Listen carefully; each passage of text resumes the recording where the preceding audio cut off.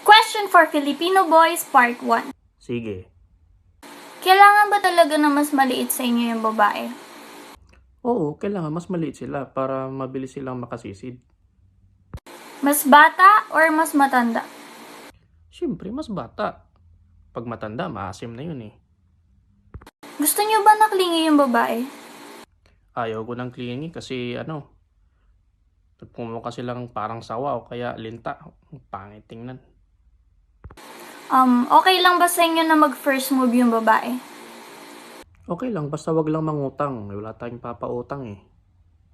Dapat ba kayo yung magbayad or 50-50? Siyempre, 50-50. Ay siya, siniswerte.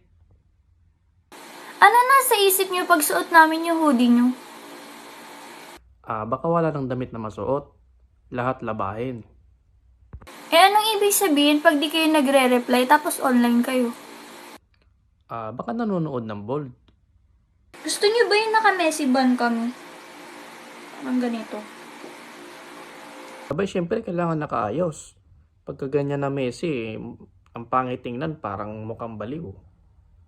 So, paduwit na lang po ng answer niya para marinig ng mga girls. Thank you for answering. Ang ugly naman ang tanong mo. Kala ko pa naman ang dami mong itatanong. Ba yan? Bitin naman.